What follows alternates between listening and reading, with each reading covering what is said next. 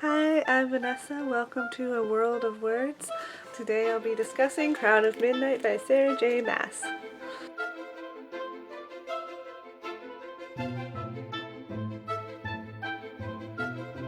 It is the sequel to Throne of Glass. If you haven't read Throne of Glass, I would recommend reading that before watching this or trying to read this book because you will be severely confused. I did a book talk on Throne of Glass, which I linked below. If you've read Throne of Glass and you haven't seen that yet, maybe you want to watch it. Maybe you do, maybe you don't. You do though. I think you do. Basically, if you read the first one, you know that it's about Selena Sardathian, an assassin. It's basically continuing the story as sequels tend to do. You really can't say much about it without spoiling it. So if you haven't read it and you want to read it and you don't want to be spoiled, because who likes being spoiled? No one likes being spoiled. Then you should go and read the book and come back and finish this and discuss. Alright, bye to anyone who has not read it yet. I'm going to try my best to do this chronologically, but if I jump around a little bit, I do apologize. Again, like I said, there will be spoilers ahead, so if you haven't read it, beware, beware. So the first scene that I want to talk about is the scene where Selena and Kale are in Kale's room and then they're just discussing their past loves. I thought that scene was so sweet and so sad. It's the first scene that drew me into this book and I loved it. I thought it was just like I could see them starting to connect. So I was happy that he got to spend some time with her. I think Kale and Selena's relationship was developed very well for the portion of this book where they were together-ish. I also do love Selena and Dorian. I don't know which team I've picked yet. I really like them both. I also thought it was really great that the guards were brought into it. I really like Ress, Kale's second in command, I think. Yeah, I thought he was really awesome. He's my favorite side character, aside from one other new character in this book that I'm about to get to, who is like my favorite side character. But I really like Ress's character a whole lot. I hope he gets more time in future books. I don't know, considering the way it ended, I don't know what's gonna happen. I would kind of like want him and Selena together, but she already has both Dorian and Kale, so she doesn't need like a third love interest. That's a little much and a little bit unbelievable that three people would like her at the same time. That's just like, really? Does that happen? Does it? I don't think it does. Let's discuss Mort. The talking doorknob was just so awesome and so hilarious. I just love this character. He is very irritating to Selena, but I found him hilarious. I thought he was like, he reminded me of something out of Beauty and the Beast, how all of the castle inhabitants were turned into like inanimate objects. I know that's not what was going on, but I really liked Mort a lot. I thought he was hilarious. And he actually ended up having a purpose, which was really cool. Selena was irritated at Mort. This was right after she first met him. She's like, "Don't mock me or I'll peel you off this door and melt you down." And then Mort's like, not even the strongest man in the world could peel me from the store. King Brandon himself put me here to watch over the tomb. You're that old? The skull huffed. How insensitive of you to insult me about my age. It's funnier in the book. Another thing I wanted to mention was Kaltain's character. Now, again, if you watched my Throne of Glass talk, understand how I feel about Kaltain. I'm not a fan, to put it mildly. Of course, when they went and they showed Kaltain was still in the book, I was disappointed because I really thought we would be done with her. I think they're going to do something with her character. It better be good and she better have some serious character development or else I'll still be just like screaming at her whenever she's in the book. I really didn't like her. But not that she technically deserves like every horrible thing that happens to her. I just don't like her. how awesome was it that Dorian started getting magic powers? Oh, I really love that Dorian has magic, and that's so cool. I'm so excited. Nehemia.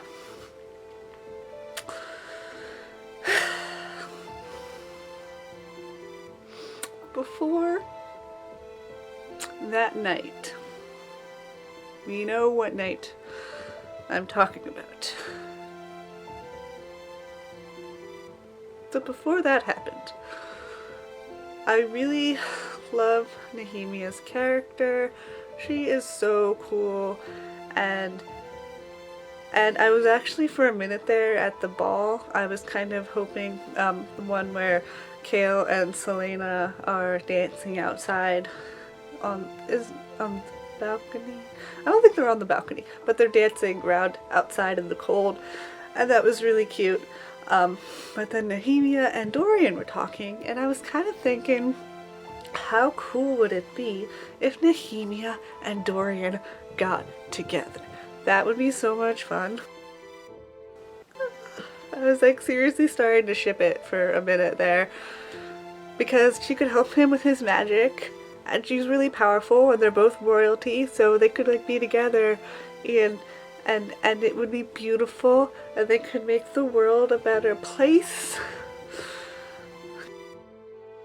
That's not gonna happen.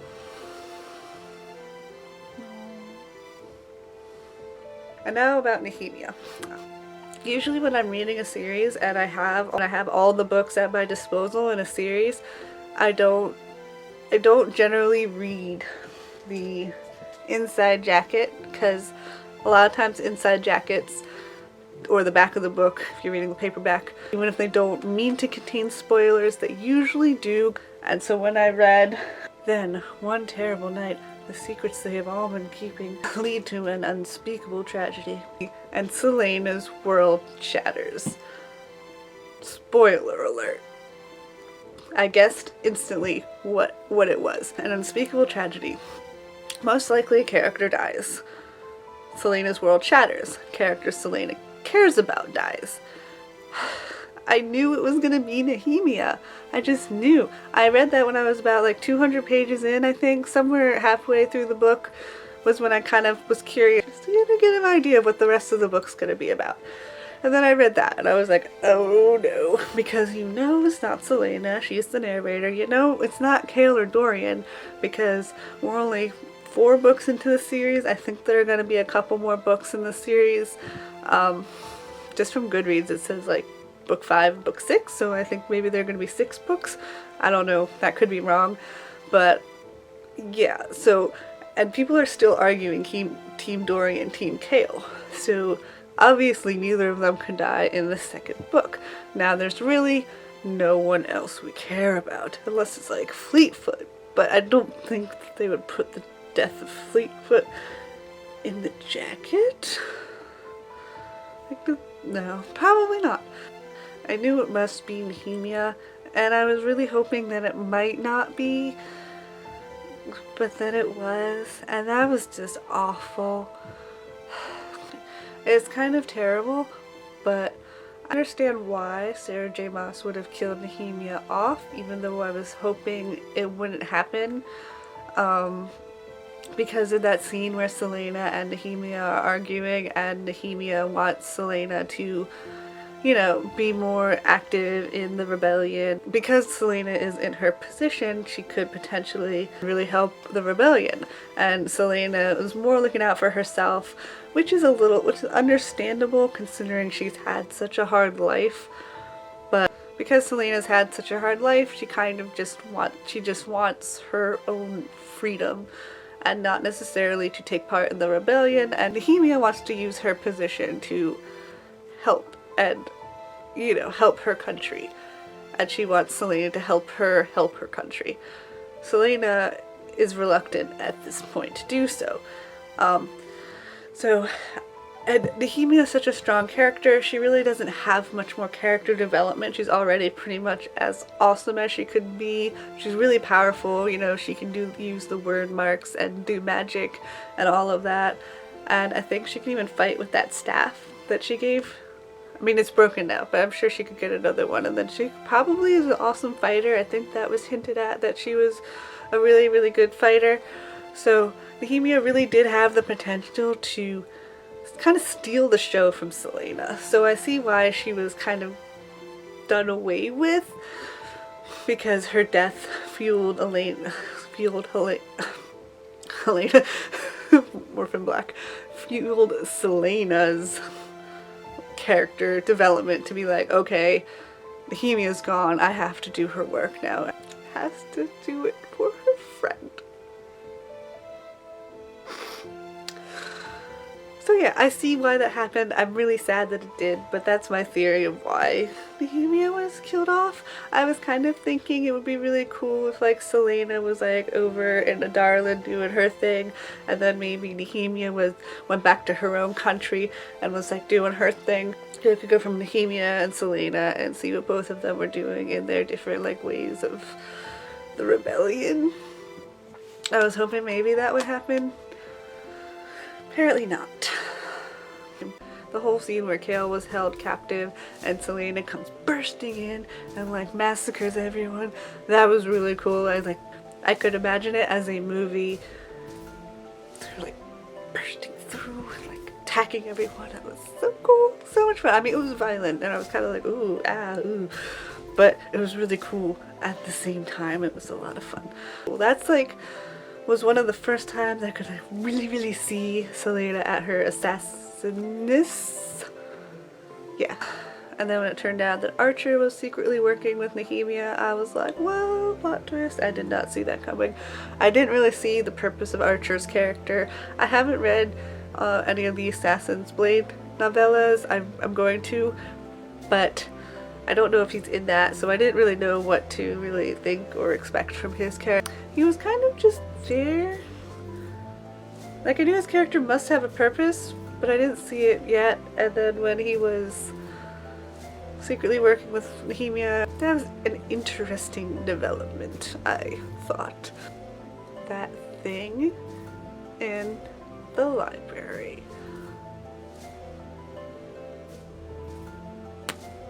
That was scary. But she kept going down into that tomb place under the castle. I was like, what's gonna be there? Expected her to be like looking through the bars and like creepy things to be like looking after her and be like I don't know what I was expecting. I was kind of like freaking out a little bit during that part. And then when they had his perspective, I was like, ugh.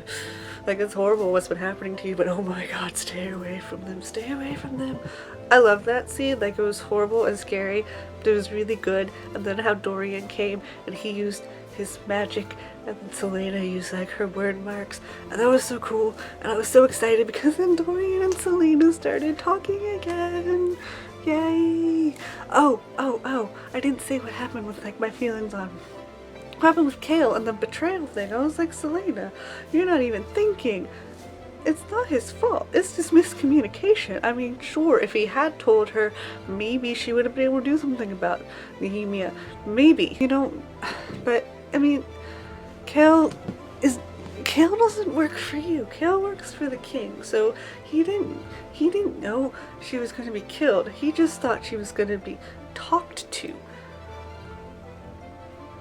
Selena completely overreacted. I was kind of mad at her for behaving like that and like scorching his face. That was awful. That was awful. I felt so bad for Kale. But I was also really excited that Selena and Dorian kind of got back as like friendsies again. Before that, Baba Yellowlegs. What? Okay, first of all, someone called Baba Yellowlegs does not exactly like strike fear into my heart with the name Baba Yellowlegs. And then she kept describing her as the Yellowlegs. I just kept thinking of a chicken. I don't know about you, but I'm not really scared of chickens. I mean, she was really ugly and really scary later. But when they were like describing her, I'm like, why is she named Baba Yellow Legs? This is just like, it's not a scary name. It's not. But then that scene in the caravan. Oh my god, that was crazy. Then I was a little scared of her, despite her name. I was a little scared of her. She kept licking her iron teeth. I was like, oh, just gross. That scene when she killed Grave. Oh. That was nasty. I mean, like, this is a young adult book. I was like, oh my god. I mean, he deserved it, but oh my god. Ooh. The ending of this portal scene was so intense. Oh my god. Okay, first when she opened the portal, and then she actually got to talk to Nehemia, and then Nehemia didn't say anything except for close the portal. Don't do this again. I'm like, you're here though. You could help. You could like say something. And then the portal with that monster in the portal. So I'm suspecting now that every book's gonna end with a monster from a portal that they have to fight. It's my prediction. When Fleetfoot was dragged into the portal, I screamed. I was like, no, no. He grabbed the dog. And then when Carol jumped after Fleetfoot, I was like, no. He ran after the dog.